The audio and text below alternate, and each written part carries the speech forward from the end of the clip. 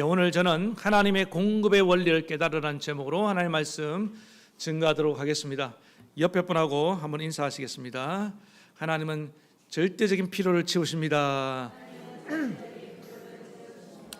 하나님은 믿는 자를 통해서 일하십니다. 오늘은 하나님의 공급의 원리에 대해서 오늘 말씀을 통해서 증거하도록 하겠습니다. 어느 날 아들에게 감사 교육을 싶어하는 아버지가 아들에게 이제 식탁에서 이렇게 말했습니다. 아들아, 이 식탁을 주신 분에게 감사해야 되지 않겠느냐? 그러니까 아들이 엄마한테 감사합니다 그러는 거예요. 아버지가 요구하는 대답은 하나님께 감사한다는 대답인데 엄마한테 감사한다고 하니까 그래, 엄마한테도 감사해야지. 그런데 엄마가 이 재료를 어디서 구해서 요리를 했겠니? 슈퍼 아저씨요? 그러더라는 거야. 그래, 슈퍼 아저씨한테도 감사해야지. 그럼 슈퍼 아저씨는 그 물건들을 누구한테서 가져왔니? 농부요? 어부 아니에요? 그러더라는 거야. 그래서 최종적으로 결론을 내려야 되잖아요. 그러면 그 농부 어부가 하늘에서 비를 내리고 그 다음에 해를 비춰주셨는데 누가 그렇게 하셨니? 하나님이요. 그래, 이 모든 것을 주신 분은 하나님이야. 그러므로 너는 지금부터 항상 무언가를 이렇게 공급받으면 감사하며 살아야 된다. 그렇게 가르쳤다고 합니다. 우리가 살면서 우리가 지금 얻고 누리고 있는 모든 것들은 다 하나님께로부터 온 것들입니다. 누구의 손을 거쳤든지 간에 하나님이 주시지 않았으면 우리는 하나도 얻지 못합니다. 그러므로 우리는 항상 하나님께 감사하며 살아야 될 줄로 믿습니다. 하나님은 지금까지 온 인류가 먹고 살 수 있도록 하나님은 공급을 해 오셨습니다. 특별히 성경에 보면은 하나님은 여러 군데에 공급의 하나님으로 이스라엘 백성들이 굶주렸을 때 하나님은 기가 막힌 방법으로 먹이시고 입히시고 그들의 필요를 채워주신 것을 보게 됩니다. 오늘 여기 나와 있는 이 칠병이의 기적도 그 연장선에서 생각해 본다면은 굶주린 이 4,000명이나 되는 사람들을 하나님께서 예수님을 통해서 먹이신 거 아니겠습니까? 하나님은 자기 백성이 굶주리고 있을 때 그걸 그냥 외면하신 분이 아닙니다. 불쌍히 여기시며 찾아와서 반드시 공급해 주시는 분인 것을 여러분들 믿으시기 바랍니다. 어떤 이제 성경학자들은 이 사건이 오병이의 기적하고 너무 유사하기 때문에 이걸 같은 사건이라고 그렇게 주장하는 분들도 있습니다. 그러나 엄연히 다른 사건이고 조금만 본문을 자세히 살펴보면은 전혀 다른 사건임을 알 수가 있습니다. 시간대도 달라요. 그때는 반나절 정도 지나고 해질 저녁이고 지금은 이들이 사흘이나 굶었다고 예수님께서 말씀하고 있습니다. 그리고 장소도 오병이의 기적은 벳세다 그 들판이었고 여기는 데가볼리 지방으로 그렇게 알려져 있습니다. 또 오병이어 때는 제자들이 먼저 제안을 한 겁니다. 예수님, 이 무리로 다 먹게 할 우리 형편이 못 되니까 각자 알아서 해결하도록 돌려보냅시다. 그게 시발점이 되어서 아니다, 너희가 먹을 것을 주라 하면서 오병이의 기적까지 이어지게 되었고 오늘 이 칠병이의 기적은 예수님이 제안하신 겁니다. 내가 무리를 그냥 돌려보내면 이들이 기진해서 다 쓰러진다. 먹여야겠다는 것입니다. 그리고 오병이어 때는 12광주리가 남았고 칠병이어 때는 몇 광주리가 남았습니까? 7광주리가 남았다고 예수님과 제자들의 대화에도 엄연히 다른 사건으로 이렇게 말씀하고 있습니다. 그러면 궁금하지 않습니까? 왜 예수님이 오병이의 기적으로 5,000명을 먹이고 또 이렇게 칠병이의 기적으로 4,000명을 먹이는 이런 두 번의 사건을 행하셨는가? 좀 센스가 있는 분들은 지난주에 말씀과 연결지면은 이해가 빠르다고 생각합니다. 풍랑 사건하고 연결시키면 좋아요. 인생에 풍랑이 한 번만 오는 것이 아닌 것처럼 인생의 궁핍한 상황도 언제든지 올 수 있다는 겁니다. 또 우리가 그런 궁핍한 자들을 만나서 공급해 줘야 되는 그런 상황들이 있을 수 있기 때문에 우리는 그런 의도에서 예수님께서 기적을 또 행하셨다고 그렇게 이해하시면 좋을 것 같습니다. 그리고 우리가 인생을 살다가 언제든지 궁핍한 때가 옵니다. 지금 내가 부유하다고 안심하거나 자만할 일도 없습니다. 언제 하나님이 거둬가시면 또 우리는 궁핍할 수가 있고, 내가 지금 가난하고 궁핍하더라도 또 하나님이 하늘문을 열고 공급해 주시면은 또 우리는 넉넉하게 또 채워지게 되는 줄로 믿습니다. 궁핍할 때 공급의 하나님을 생각하라는 겁니다. 가난하고 지금 궁핍하다고 낙심하거나 원망하지 말라. 내가 반드시 채워주리라. 이거 봐라. 5,000명을 먹인 하나님 아니냐? 4,000명을 먹인 하나님 아니냐? 너희의 필요를 내가 안 채워주겠느냐? 그리고 제가 이 칠병이의 기적 같은 경우는요, 데가볼리 지방은 이방인의 땅입니다. 그러니까 무슨 얘기예요?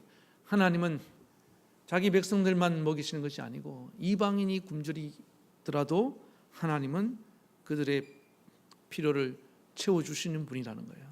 우리 예수님은 선택받은 이스라엘 백성들만 구원하러 오신 것이 아니라 온 이방인들뿐만 아니라 온 세상 사람들을 다 구원하러 오신 분인 것을 여러분 기억하시기 바랍니다. 그래서 오늘 이 본문은 하나님의 공급의 원리가 무엇인지를 보여주고 있습니다. 하나님은 그냥 하나님 마음대로 기분에 따라서 주고 싶으면 주고 그런 분이 아니고 하나님 나름대로의 공급의 원리가 있습니다. 그 공급의 원리를 오늘 본문을 통해서 살펴보고 여러분들도 하나님의 넘치는 공급 가운데 살아갈 수 있기를 축원합니다. 첫 번째, 오늘 두 가지로 말씀드리려고 하는데, 첫 번째 하나님의 공급의 원리는 뭐냐면은 상대적인 빈곤이 아니라 절대적인 빈곤을 채우신다는 겁니다. 절대적인 필요를 채우신다는 거예요.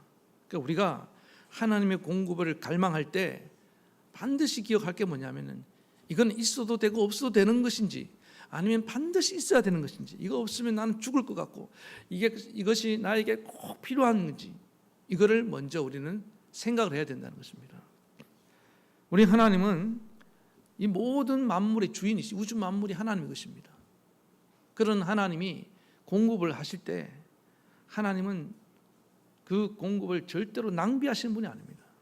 꼭 필요한데 하나님의 공급이 가기를 원하신다는 겁니다.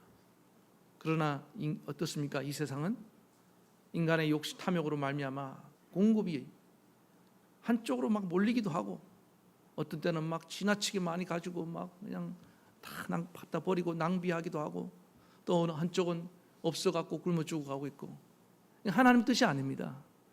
인간의 탐욕 때문에 일어난 일들이지, 인간의 죄악으로 말미암아 일어난 일들이지, 하나님이 계획하시고 하나님이 이루시길 원하시는 게 아니라는 거예요. 그러므로 우리는 이 하나님의 공급을 정말 원한다면은 내 필요가 절대적인 필요인지 아닌지를 먼저 점검할 수 있기를 바라겠습니다.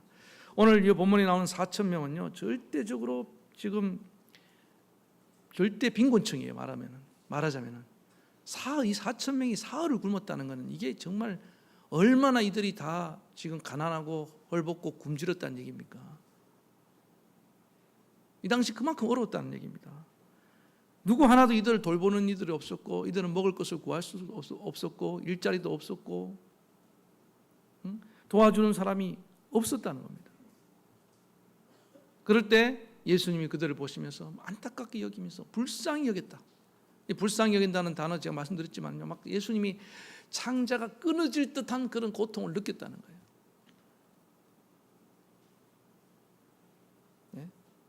스플랑크니조마이, 국률이 여기 여시면은 반드시 그 다음에 복음서에 기적이 따라온다고 그랬죠. 그러니까 지금 이 나의 필요가 하나님이 예수님이 보실 때 이런 막 정말 창자가 끈을 딴 불쌍히 여기는 마음이 생기는 그 정도의 필요인지 궁핍함인지를 확인해야 됩니다. 성경에서 기적을 체험했던 사람들은 예수님 아니면 안 되는 절박함, 간절함. 예수님이 봐도 그렇다. 너는 내가 안 도와주면 길이 없겠구나. 그런 사람에게 병도 고쳐주시고 귀신도 쫓아내주시고 이 가난의 문제를 해결해 주셨다는 것입니다. 다른 대안이 있는 사람들은요, 죄송합니다만은 하나님의 공급에 대해서 기대하기가 어렵습니다. 이스라엘 백성들이 출애굽 이후에 가나안 땅에 들어가기 이전에 40년을 광야를 헤맸습니다. 그 광야에 마실 물이 있습니까? 먹을 양식이 있습니까? 아무것도 없잖아요. 그러니까 하나님이 책임지고 메추라기 만나와 반석에서 물을 내서 그들을 먹이시고 마시게 하신 겁니다. 그렇지 않아요? 공급의 길이 없기 때문에. 그들이 가나안 땅에 들어갔을 때는요, 메추라기 만나가 다 끊어졌습니다. 왜? 이제 땅 곡식을 심고 땅에 소산물이 나왔기 때문에. 그래서 여러분, 절대적으로 정말 내가 가난하고 내가 먹을 것이 없다 걱정하지 마십시오. 하나님이 채우십니다. 절대로 하나님이 우리 안 굶기셔요.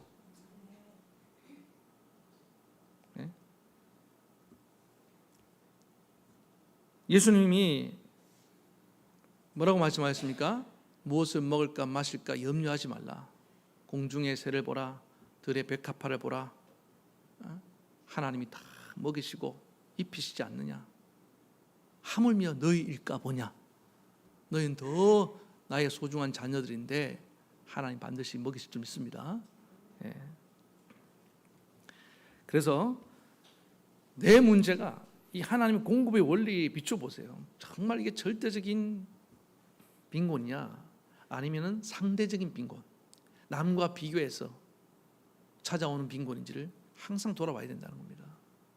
그러고 난 뒤에 하나님의 공급 여부에 대해서 뭐 하나님께 기도를 하든 하나님께 원망을 하든 할 수 있는 겁니다. 물론 하나님께 원망하면 안 되겠지만은. 오늘 그 다음에 이제 나오는 본문이 이제 11절부터 갑자기 바리새인들이 등장하는데, 아무튼 이 바리새인들은 한 번씩 나타나는데 이들이 와서 예수님께 뭔가를 구합니다. 근데 그 구하는 동기가 뭐냐면 예수를 11절입니다. 바리새인이 나와서 예수를 힐난하여 그를 시험하여 하늘로부터는 표적을 구하거늘. 여러분 딱 이렇게 말씀을 읽어봐도 이 정말 이들의 동기가 불순하다는 것을 금방 우리가 알 수가 있습니다. 힐난이라는 것은 트집을 잡으려고 했다는 겁니다. 동기가. 그 다음에 시험했다. 이건 마귀가 예수님을 광야에서 시험하는 것처럼 넘어뜨리려고 시험하는 겁니다. 자, 이런 트집 잡으려고 넘어뜨리려는 동기를 가지고 예수님께 하늘로부터는 표적을 구했다는, 이 표적이라는 건 기적하고 좀 달라요. 이거는 증거, 증명. 네가 하나님의 아들이라고 하는데 너가 메시아라고 말하는데 메시아인 증거를 나한테 보여라, 우리한테 보여달라, 그렇게 요청을 하는 겁니다. 마귀가 예수님을 시험하면서 돌로 떡을 만들어 먹으러 공중에서 저 높은 데서 뛰어내리라. 무슨 얘기입니까? 네가 하나님 아들이거든, 증명해 보라는 거예요. 여러분, 예수님이 한 번도 자기 자신을 증명하기 위해서 기적을 사용한 적이 있으신가요? 없습니다. 다 필요에 의해서 가난한 자들, 궁핍한 자들, 병든 자들, 귀신 들린 자들, 정말 불쌍히 하고 하나님의 기적이 꼭 필요할 때 그때 사용하셨지, 자기 자신의 증명을 위해서 사용한 적이 한 번도 없습니다. 그런데 이 바리새인들은 자기들한테 증명하기 위해서 기적을 행하라는 거예요. 예수님이 여기에 응할 리가 있겠습니까? 그래서 예수님이 깊이 탄식하셨다고 말합니다.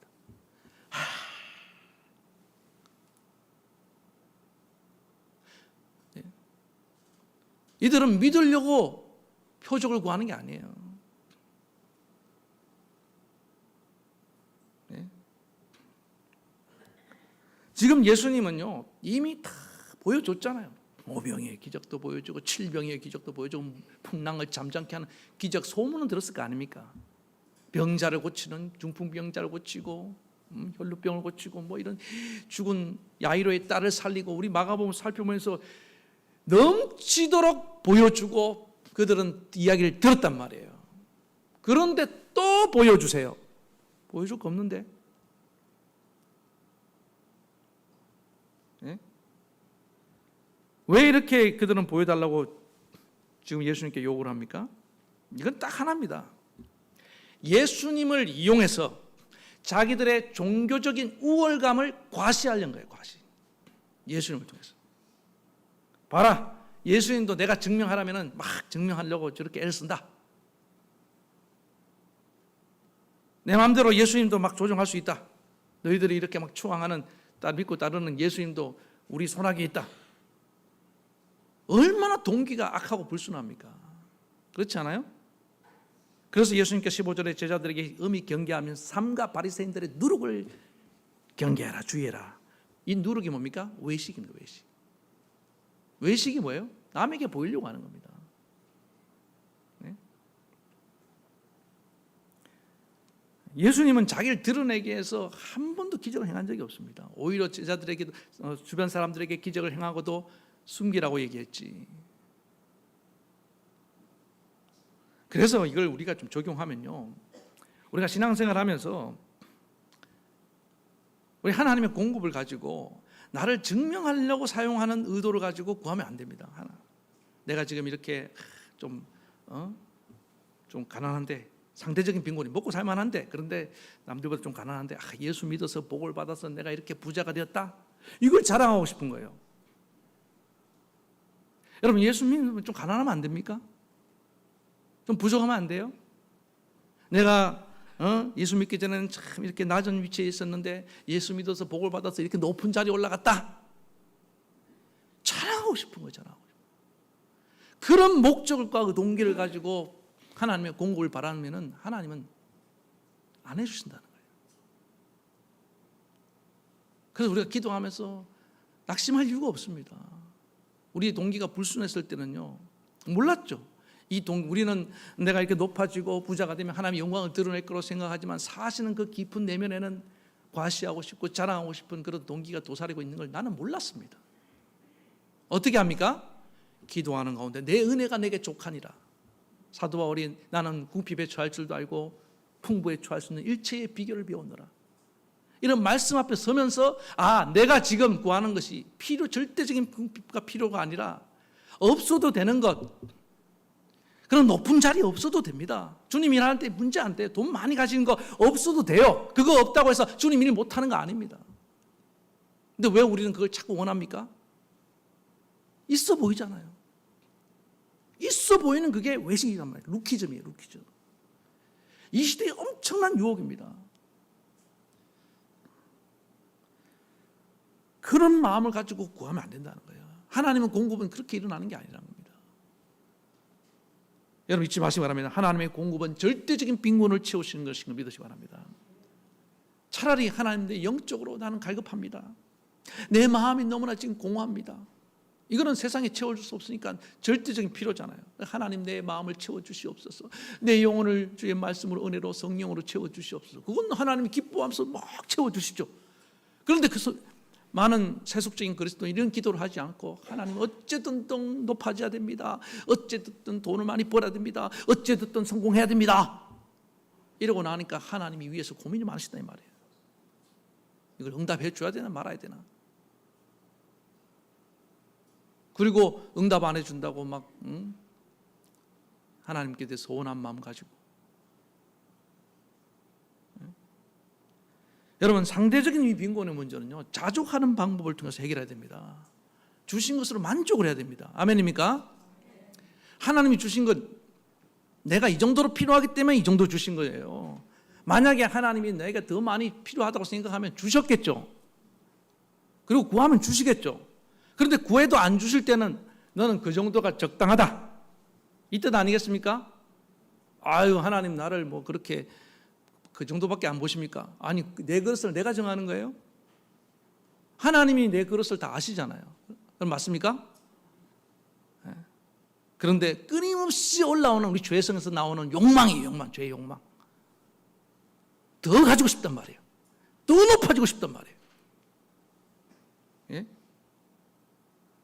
오늘 음식 얘기니까 음식 얘기 생각해 봅시다. 오늘 이 시대 여러분들 정말 굶어서 막 눈물 나는 분, 눈물 젖은 빵을 먹고 계신 분 계십니까? 다음 끼니가 없다. 우리 중에 다음 한 끼가 없어서 정말 이것이 오늘 마지막 빵이다. 예? 그 수냄년인가 사르밧 과부처럼 아들하고 이것만 먹고 이제 우리 팍 죽자 이러고 식사를 하고 오신 분 손 들어보세요. 오늘 아침 식사 마지막 만찬, 아들아 우리 가족 이거 먹고 이제 다 없잖아요. 한 번도 없잖아요 지금. 그럼 뭐 때문에 고민하십니까? 오늘 점심 때 뭐 먹지? 오늘 우리 교회 메뉴가 뭘까? 맛있는 거 나왔나? 아유 맛없는 거 나왔으면 안 되는데. 그리고 어디 맛있는 거 다 맛집 찾아다니고 이런 고민이 우리가 지금 하고 있는 고민이라고 한다면은 우리가 얼마나 배불렀습니까 지금? 그렇지 않아요? 그냥 주신 거 있는 거 하루 세 끼 먹을 수 있으면 그걸로 감사합니다. 근데 그걸로 만족을 못 하는 거예요. 네? 그래서 이 상대적인 빈곤의 문제는 하나님도 해결 못 해줍니다. 어떻게 됩니까? 만족을 배우시기 바랍니다. 만족해야 됩니다. 그리고 두 번째는 뭐냐면은 내 시선을 절대적인 빈곤을 갖고 있는 사람들로 내 시선을 돌리라는 겁니다. 나보다 더 형편이 어려운 사람도 있잖아요. 정말 한 끼도 먹을 수 없어서 내일 끼니 걱정을 하는 사람들 모르겠습니다. 우리나라도 찾아보면 있다고 생각합니다. 독거노인들 또 우리 소년 소녀 가장들 뭐 있을 거 아니에요, 그죠? 등록금을 못 내서 막 허덕이고 있는 공부는 하고 싶은데 할 수 없는 사람들, 직장의 사업에서 실직당하고 어려움 당하는 분들 다 또 병들어서 도움의 손길을 받지 못하고 외로워 있는 사람들 뭐 주변에 살펴보면은 저는 얼마든지 있다고 생각합니다. 그리고 더 멀리까지 내다보면은 어디까지 내다볼 수 있습니까? 제3세계 저 아프리카 가난한 지역에 맨 나오잖아요. 텔레비전 틀면은 어디에서 깨끗한 물을 마실 수 없어서 그 흙탕물을 마시고 병 들어가는 아이들 보면서 마음이 막 동할 거 아니에요. 불쌍한 마음이 생기잖아요. 그럴 때 하나님 저들을 공급해야 됩니다. 그 거룩한 부담감이 내게 임할 때 그걸 사명이라고 말하는 겁니다. 1만 번, 5만 번 기도 응답받았던 조지 뮬러 얘기 하나만 얘기하면 고아들의 영국의 그 전쟁이 2차 대전 이후에 그 고아들을 다 모아다가 그 고아들을 바라보면서 하나님 아버지의 마음을 느낀 겁니다. 그래서 하나님 내가 저 아이들을 돌보겠습니다. 그 고아들을 모아다가 이제 애들을 먹이는데 하나님이 기적같이 공급해 주시는 거예요. 어느 날 그 스텝이 원장님 이제 내일 아침 끼니가 다 떨어졌습니다. 걱정하지 말게. 그리고는 전에 하던 대로 방에 들어가서 하나님께 기도합니다. 하나님 이제까지 공급해 주신 하나님 감사합니다. 내일 아침에도 하나님께서 풍족하게 우리 아이들을 먹이실 줄로 믿습니다. 그래 한참을 기도하고 나니까 마음의 평안과 확신이 주시더라는 거예요. 할렐루야. 그래서 스태프들에게 선포했습니다. 걱정하지 마세요. 내일 하나님이 우리 아이들을 넘치게 먹이신답니다. 믿음으로. 그 다음날 어떤 일이 벌어졌냐?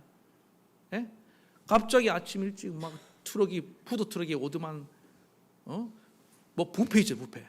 그 맛있는 뷔페가 막 고아원으로 막 배달되더라는 거예요. 그 아이들하고 막 전부 다 할렐루야 하면서 잔치가 벌어졌습니다. 알고 보니까 그 시에서 큰 행사가 있었는데 그 행사가 갑자기 취소가 된 거예요. 이유도 몰라요. 왜 취소됐습니까? 아니 누가 취소시켰을까요? 몰라서 대답 안 하시는 겁니까? 말하기도 안 하시는. 누가 그 시의 행사를 취소시켰습니까? 하나님. 왜? 이 아이들을 먹이려고. 그 시에 행사하는 사람들은요 한 끼 안 먹어도 안 죽습니다. 딴 데 가서 먹을 수도 있는 사람들이잖아요. 그러니까 하나님 조지 뮬러의 기도를 들으시고 이 공급은 지금 여기로 가야 된다 틀어버린 거예요. 그러니까 잘 보세요. 조지 뮬러 자기를 먹고 싶다고 그렇게 구한 게 아니잖아요. 지금 이 굶주린 아이들을 먹여야 됩니다. 하나님 뜻과 일치하잖아요. 이럴 때 우리 하나님의 이런 공급이 우리가 경험하게 된다 이 말입니다. 우리 그쪽으로 가야 된다는 거예요. 사랑하는 성도 여러분, 이제 우리의 눈을 시선을 좀 돌리시기 바랍니다. 아멘입니까? 지난주에 성경공부 안 하신 분들 그 성경공부요 그런 가난한 아이들, 굶주리는 아이들, 선교지 열악한 위에서 쓰임 받습니다. 그냥 여러분 한 끼 좀 금식한다고 생각하시고 동참해 주세요. 제가 웬만하면 이런 얘기 잘 안 하는데 이건 꼭 한번 말씀드리고 싶어서 그렇습니다. 하나님 크게 기뻐하시고 여러분의 창고를 더 넘치게 채우실 줄 믿습니다. 그래서 이 절대적인 빈곤을 하나님이 채우신다는 것이 이 공급의 첫 번째 원리입니다. 상대적인 빈곤은 만족하시기 바랍니다. 그 다음에 어떻게 하라고요? 그 절대적인 빈곤을 한 자들 향해서 나아가라는 겁니다. 그래서 하나님의 공급의 원리를 경험하라는 거예요. 자, 그 다음 두 번째는 뭐냐? 하나님의 공급의 원리 두 번째는 믿음의 원리입니다. 믿음의 원리. 하나님은 반드시 공급하실 때 그 공급을 받는 매개 공급의 중간 역할을 하는 사람이 믿음을 보십니다. 믿는 자를 통해서 역사하신다 이 말이에요. 예수님이 지금 축사하시고 이렇게 믿었잖아요. 하나님이 주실 걸 믿었잖아요. 예수님을 통해서 기적을 행하시는 거예요. 지난번 오병이의 기적 때는 안드레와 같은 제자들이 막 그 다음에 오병이를 가지고 난 그 어린아이가 믿음을 가지고 막 나오잖아요. 그 역사하시는 거예요. 그런데 오늘 세 번째 파트의 본문에 보면은 그 예수님이 이제 다른 지역으로 가시면서 제자들과 배를 타고 건너가면서 제자들이 이제 같이 배불리 먹고 나니까 아마 실수했던 것 같아요. 그 7강주리를 그냥 놓고 와버린 것 같아요. 예수님은 그거 들고 올 줄 알았는데 그래서 그 다음 뭐 끼니도 해결하고 이렇게 하시려고 그랬는데 지난번에 오병이어 때는 12강줄이 누가 가져갔다고 그랬어요? 그건 상상력이에요. 정확히 몰라요. 자, 아무튼 제자들이 부주의로 이 7강줄이 떡을 다 놓고 하나만 딱 그냥 쥐고 온 거예요. 누가? 세차 먹으려고 주머니에 놓았는지 모르겠는데 예수님 물어보니까 딱 하나밖에 없다고. 그러니까 예수님이 이거 우리 끼니 해결하려고 그런 줄 알고 제자들끼리 네 책임이다, 네 책임이다, 네가 챙겨야지 막 이러면서 서로 막 책임 공방이 오간 겁니다. 예? 어찌하여 떡이 하나밖에 없다고 의논하느냐? 그것 갖고 막 지금 저희들끼리 지금 시비 끌고 있느냐? 자, 여기서 여러분 우리가 알 수 있는 게 뭡니까? 그러면서 예수님께서 뭐라고 말씀하십니까? 어찌하여 이렇게 마음이 둔하느냐? 자, 17절을 한번 그대로 읽어보겠습니다. 예수께서 하시고 이르시되 너희가 어찌 떡이 없으므로 수군거리느냐? 아직도 알지 못하느냐? 깨닫지 못하였느냐? 너희 마음이 둔하냐? 예수님께서 제자들이 떡 하나 갖고 막 서로 싸우고 있으니까 왜 깨닫지 못하느냐? 마음이 둔하였느냐? 이런 말씀을 하고 계시겠습니까? 뭘 깨닫지 못했다는 말씀일까요? 지금 보세요. 이 오병의 기적을 행해서 떡 5개로 5,000명을 먹였어요. 떡 7개, 물고기 2마리로 4,000명을 먹였어요. 그런 예수님이 떡 하나밖에 없다고 해서 기적을 행하실 상황이 되면 행하시지 않겠습니까? 그런데 제자들은 지금 뭐냐 하면 떡 하나 갖고 네 책임 내 책임이다. 그 다음에 또 예수님이 이 떡 하나 갖고는 기적을 행할 수 없는 분으로 못 믿고 있는 거예요. 믿지를 못하는 거예요. 예수님은 뭐예요? 내가 마음만 먹으면 나는 아무것도 없는 무에서도 유를 창조할 수 있는 분이야. 떡 한 개도 상관없어. 나는 얼마든지 너희의 필요를 채울 수 있는 공급의 하나님이야. 이거를 알기를 원하시고 이거를 믿기를 원하셨던 것입니다. 근데 제자들은 그게 안 믿어지는 거예요.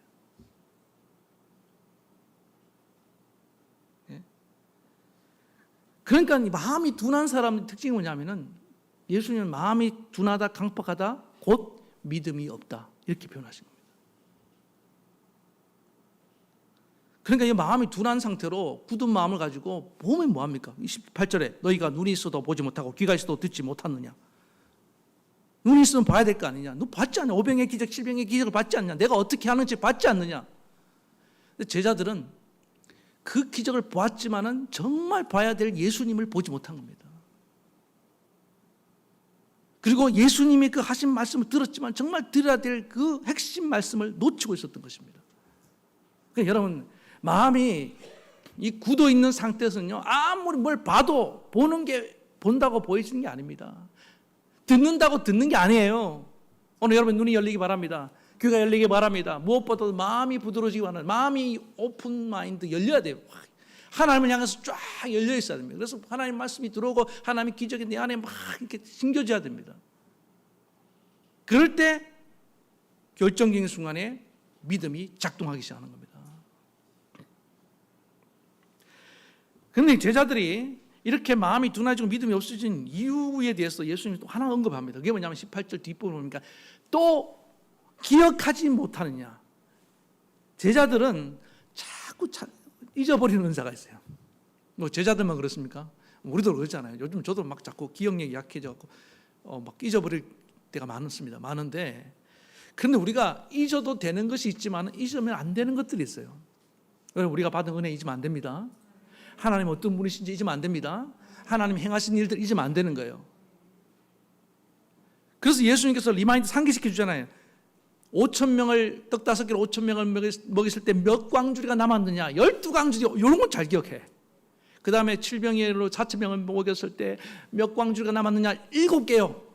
단순한 건 잘 기억해. 근데 예수님이 원하시는 대답은 그게 아니잖아요. 아직도 깨닫지 못하였느냐? 떡 그거 하나, 한두 개 떡이 많고 적은 게 문제가 아니야. 그거 없어도 나는 얼마든지 능력을 행할 수 있는 분, 바로 그분이 너희 곁에 있다. 이걸 믿기를 원했다는 겁니다. 믿기를. 여러분, 사람들이요 인생을 살면서 잘 잊어버린 이유가 뭐냐면 나하고 상관없다고 생각하기 때문에 그렇습니다. 5병의 기적, 7병의 기적 때도 제자들은 자기들과 상관없다고 생각했습니다. 베드로같이 처음에 예수님을 만났을 때 밤새도록 고기를 한 마디를 못 잡고 밤새도록 수고하고 헛구물질하고 난 뒤에 예수님 말씀에 의해서 그물을 내리고 고기를 잡았던 그런 기억이 있으면요, 기억합니다. 기억해요. 네? 나하고 무관하다고 생각하는 것들. 그러나 그 일들이 나에게 큰 의미가 되었고 감동을 주었고 내 인생의 전환점이 되었고 그런 사건들 여러분 지금도 이 말하는 순간 떠오를 겁니다. 여러분 인생에 내가 처음 주님을 만났을 때 생각납니까? 내가 처음 주를 만났을 때 아이고 아무 기억이 없네. 그러면은 예수님과의 만남이 무슨 의미가 있었습니까? 아니 여러분들 첫사랑한테 프로포즈 했을 때 여기 남자분들 계시지만 기억 안, 저는 정확하게 기억납니다. 일산 호수공원 그 가로등불이 은은하게 비칠 때 무릎을 탁 꿇고 오늘 그 양반이 안 나와서 지금 제가 얘기하는 거예요. 꽃 한 송이 탁 주면서 내가 얘기를 했단 말이에요. 잊을 수가 없지. 수많은 사건들이 인생에 있었는데 그 사건 중에서 정말 마음을 다하고 진심을 다했던 그런 시간들은 기억이 납니다. 기억이 나요. 그래서 여러분들 히스기야가 열왕기하 20장에 보면요, 죽을 병에 걸려서 하나님께 통곡하면서 기도하는데 이렇게 기도합니다. 히스기야가 낯을 벽으로 향하여 하나님께 기도하여 이르되 여호와여 구하오니 내가 진실과 전심으로 주 앞에 행하며 주께서 보시기에 선하게 행한 것을 기억하옵소서. 히스기야가 심히 통곡하니라. 이제 막 죽을 병이 걸려갖고 하나님이여 나를 살려주시옵소서. 내가 하나님 앞에 진심으로 전심으로 내가 진실하게 행하면서 살아온 거 하나님도 아시지 않습니까? 왜? 마음을 다해서 하나님을 섬겼거든. 그게 기억나는 거예요. 근데 죽을 때가 되니까 기억이 나는 거예요. 그 하나님에 대한 기억이 오늘 내 믿음을 살려내는 겁니다. 절대로 굳어지게 못 만들어요. 오늘 여러분들 예배하는 동안에 하나님 받은 은혜의 사건들을 떠올리시기 바랍니다. 우리가 말씀을 묵상합니까? 말씀 속에 하나님이 어떤 분인지 하나님이 행하신 일들을 통해서 계속 우리는 기억을 되살려내는 거예요.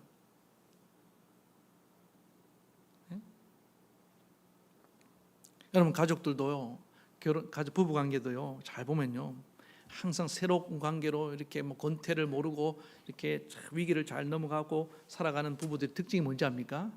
기념일을 잘 챙깁니다. 결혼 기념일에 결혼식 비디오 테이프 탁 틀어놓고 해년마다 봐요. 거기에 서야 하잖아요. 성경책에 손을 얹든지 줄에서 사람들 앞에서 나는 검은 뿔이 검은 머리 팥불이 될 때까지 영원토록 당신만을 사랑하겠습니다. 어쩌고 저쩌고. 그 모습 다 보면은 마음이 막 1년 동안 마음이 굳어졌다가도 뭐 힘들 일이 많으니까 또 마음이 막 부들부들 새로워지고 막 설레임이 생겨나고 그런 거 아닙니까?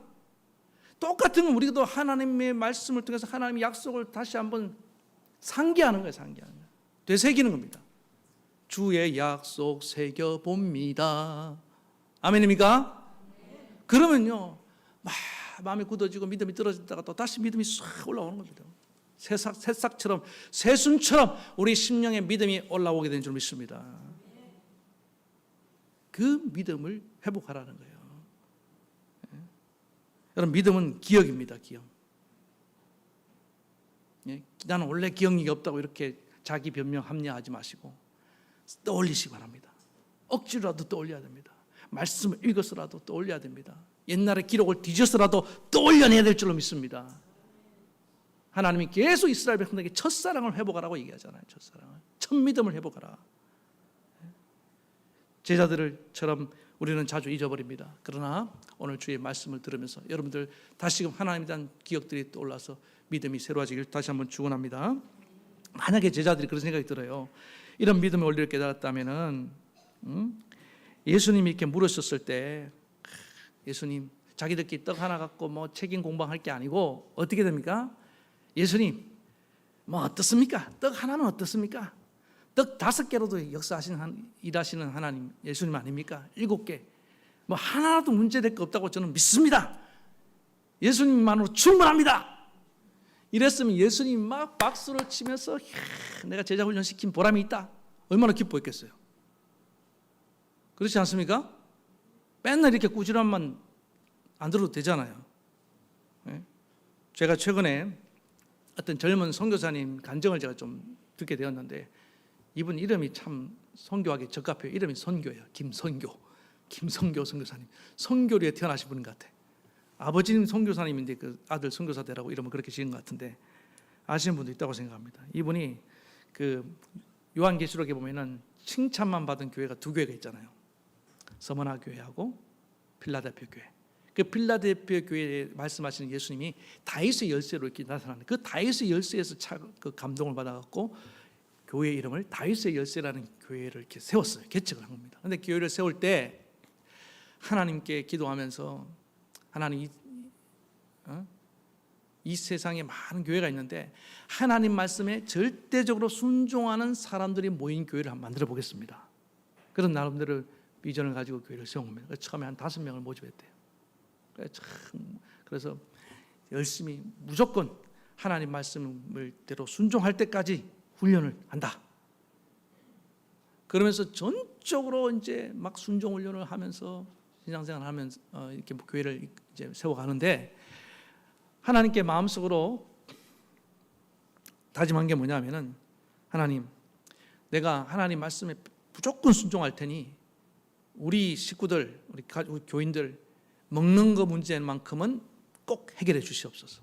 하나님께 다짐을 받고 그렇게 하실 줄 믿고 정말로 뭐 일정한 이런 후원 같은 거 받지 않아도 하나님이 정말 때마다 철마다 하나님이 탁탁탁 굶기지 않고 먹여주시더라는 거예요. 그런데 아까 조지 뮬러에 일어났던 사건이 또 일어난 거예요. 이 선교사님에게도 한 스텝이 선교사님 내일 우리 먹을 거니까 다 떨어졌는데요. 딱 그 얘기를 듣는 순간 한 번도 그런 얘기 들은 적이 없는데 마음이 갑자기 좀 섭섭해지더라는 거예요. 하나님께. 그래서 하나님께 이렇게 기도했더니 하나님 이러시면 곤란합니다. 이분은 참 기도가 아주 그냥 너무 원색적이에요. 하나님 먹는 것 갖고 장난치시는 거 아닙니다. 그동안 잘 공급해 주시다 왜 갑자기 끊으십니까? 이러시면 저와의 관계가 어려울 수 있습니다. 약간 반협박조죠. 그런데 그렇게 기도를 했지만은 마음속으로는 믿었대요. 그러니까 믿음이라는 건요 어디 가는 게 아닙니다. 그 사람의 어떤 겉모습으로도 그 믿음을 감출 수가 없어요. 마음속으로 믿어서 평안해서 그냥 기도 더 안 하고 다음 일정을 보러 나갔답니다. 어딘가로 이제 일정을 보러 일정이 있어서 가는 도중에 길 노상에서 어떤 그 리어카 끄는 왜 폐지 같은 거 이렇게 담아서 끌고 다니는 할아버지도 있잖아요. 그 할아버지를 만났는데 자꾸만 그 시선이 그쪽으로 가고 안 도와주면 안 될 것 같은 그런 막 부담감 밀려오더라는. 그래서 가서 이렇게 도와줬대요. 근데 이분이 한 번 도와주면 그냥 가라 할 줄 알았는데 또 도와달라고 그러고 또 왔다 또 도와달라고 그러고 계속 도와달라고 그런 거예요. 그래서 도대체 이 내용물이 뭔가 궁금해서 그 안을 박스를 딱 열어봤답니다. 열어보니까 그 안에 뭐가 있었을까요? 자, 여러분 상상력에 맡기겠습니다. 아이, 재미없네. 그 안에 온갖 음식물들이 가득 있더. 라면도 있고 쌀도 있고 뭐 식용유도 있고 뭐 부자재 같은 게 막 가득 있더라는 거예요. 할아버지 이걸 왜 버리려고 그럽니까? 갖다 버리는 중이었습니다. 참고로 이걸 왜 갖다 버리십니까? 이 다 멀쩡한 것들인데.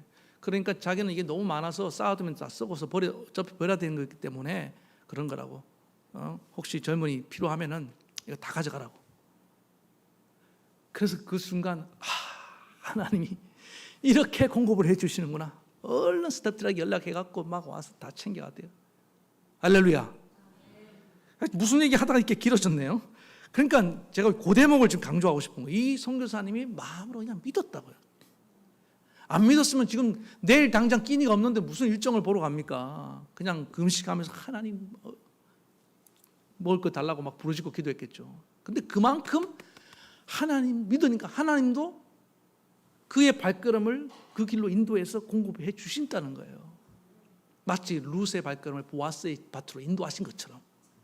여러분, 우리 하나님은요 절대로 우리를 버리지 않습니다. 다만 우리 마음이 둔해지거나 우리의 믿음이 연약해지거나 우리 믿음이 식어버리지 않는 한 하나님 우리 책임진 걸 믿으시기 바랍니다. 이 믿음의 원리를 가지고 하나님의 공급을 체험하며 살아가는 저와 여러분 되길 바랍니다. 두 가지입니다. 절대 빈곤의 원리입니다. 상대적인 빈곤의 문제는 만족하십시오. 절대적인 빈곤을 채워주십니다. 그 다음에 믿음입니다. 마음이 둔해지지 말고 믿음만 있으면 하나님 반드시 역사하실 줄 믿습니다. 이 믿음 달라고 같이 기도하는 시간 되길 바랍니다. 자, 말씀 생각하시면서 우리 찬양 부르고 기도하겠습니다.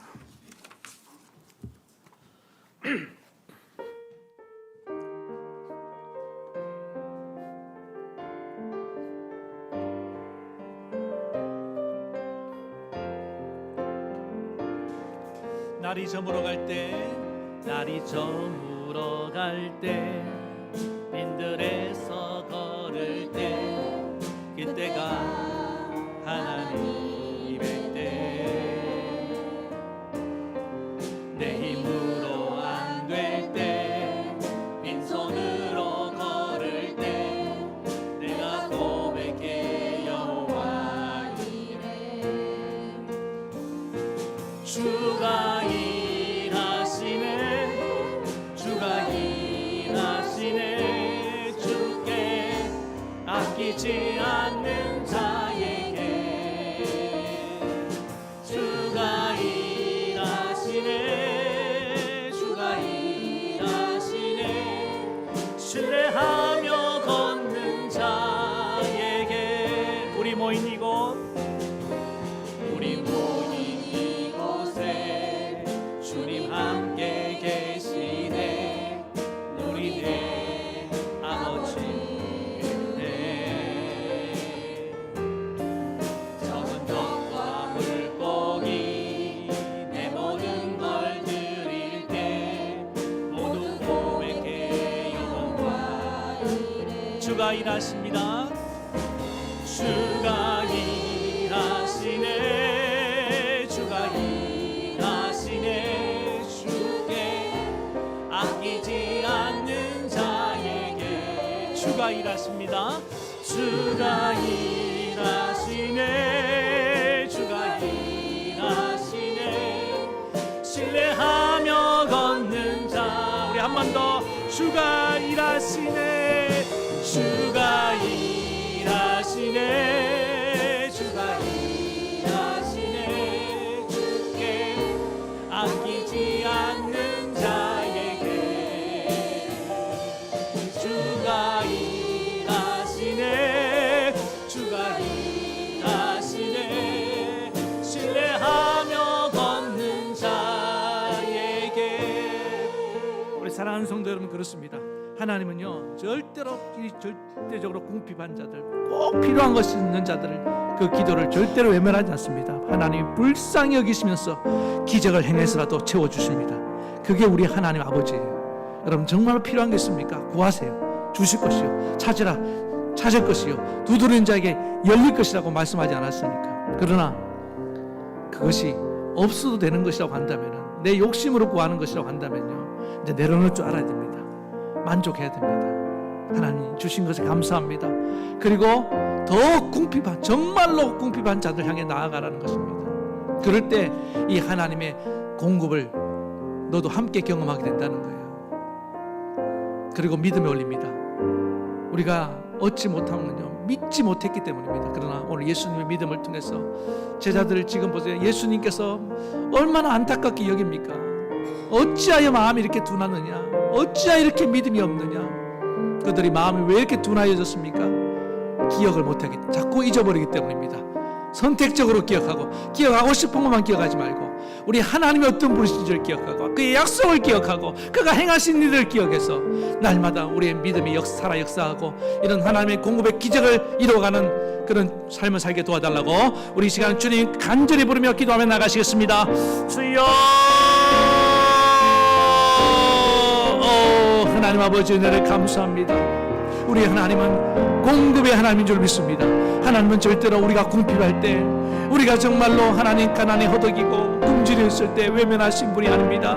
오늘 예수님이 이방인이 할지라도 그들을 불쌍히 여기시며 이렇게 기적을 행해서라도 공급하신다고 우리에게 보여주지 않았습니까? 하물며 하나님의 자녀들을 하나님이 어찌 외면할 수 있겠습니까? 그런데도 우리는 하나님의 공급에 대해서 불평을 가고 원망을 할 때가 많았음을 고백합니다. 하나님이여, 그러나 그 하나님의 공급하지 아니하심이 우리의 상대적인 빈곤의 문제라고 한다면 우리는 자족하는 법을 배워야 될 줄로 믿습니다. 우리는 만족을 배워야 될 줄로 믿습니다. 있는 것에 감사하는 법을 배워야 될 줄로 믿습니다.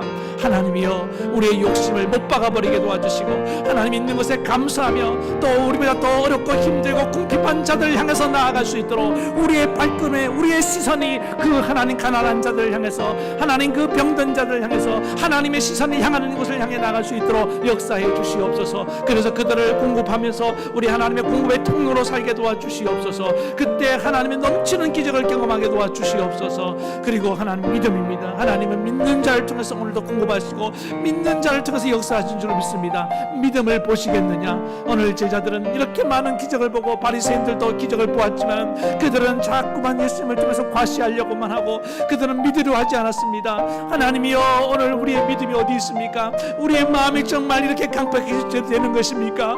하나님이여, 오늘도 강팍해진 우리의 마음을 녹여주시옵소서. 주님의 은혜를 기억하게 도와주시고 주님의 약속을 기억하게 도와주시옵시며 주님이 어떤 분이신지를 기억하고 날마다 묵상함으로 말미암아 우리의 하나님 무뎌진 마음들이 되살아나게 도와주시고 우리의 식어버린 믿음들이 다시금 아버지 하나님 불타오를 수 있도록 주님 역사하여 주시옵소서. 그래서 하나님의 공급이 필요할 때에 우리를 통해서 하나님의 넘치는 공급을 이루어가며 살아갈 수 있도록 주님 역사해 주실 것을 믿으며 예수님의 이름으로 기도드리옵나이다. 아멘. 하나님 아버지, 우리 하나님은 공급의 하나님입니다. 절대적인 필요가 있는 것은 그가 하나님의 자녀든 아니든 하나님 불쌍히 여기시며 채워주시기를 원하십니다. 기적을 행해서라도 채우시는 하나님입니다. 그러나 우리는 하나님 이런 절대적인 필요도 아닌데 상대적인 빈곤을 가지고 하나님께 구하고 안 주시면 원망할 때가 많았습니다. 하나님이여, 만족을 배우고 자족을 배우게 도와주시고 감사를 배우게 도와주시고 더 궁핍한, 정말로 하나님의 시선이 향하는 그 궁핍한 자들 향해서 나아가게 도와주시고 그들의 필요를 채워주는 공급의 축복의 통로가 되게 하여 주시옵소서. 하나님의 공급은 믿는 자를 통해 역사하는 줄 믿습니다. 하나님, 이 바리새인들처럼 제자들처럼 마음이 자꾸만 굳어집니다. 하나님이여, 우리는 자꾸만 잊어버리기 때문입니다. 은혜를 잊어버립니다. 하나님이 내게 행하신 일들을 잊어버립니다. 구원의 감격을 잊어버렸습니다. 약속을 잊어버렸습니다. 주님, 다시 다 생각나게 도와주시고 우리의 마음이 부드러워져 옥토와 같이 부드러워져서 하나님 말씀이 신겨지고 하나님의 말씀이 수용해서 하나님 날마다 기적의 통로로 살게 도와주시고 날마다 축복의 통로로 살아갈 수 있도록 주님 역사해 주실 것을 믿으며 예수님의 이름으로 기도드리옵나이다. 아멘. 아픈 데 손을 얹고 한 번 더 기도하겠습니다. 하나님 아버지, 오늘 저들을 불쌍히 여겨 주시옵소서. 하나님의 치료가 절대적으로 필요한 이들이 여기 있습니다. 하나님이여, 오늘 저들의 위에 하나님의 능력의 손을 얹으시고 우리 하나님의 놀라운 치료의 은혜를 베풀어 주시옵소서. 오 하나님께서 우리를 고쳐주실 것을 믿으며 예수님의 이름으로 기도하옵나이다. 아멘. 이제는 우리 주 예수 그리스도의 은혜와 하나님 아버지의 만극하신 사랑하심과 성령의 감동, 감화, 교통, 위로 역사하심이 하나님의 공급의 원리를 깨닫고 하나님의 공급의 통로로 살기 원하는 모든 성도들 머리 위에 저들의 가정과 자녀와 생업과 이 나라 이 민족에까지 영원토록 함께하옵시기를 간절히 축원하옵나이다. 아멘.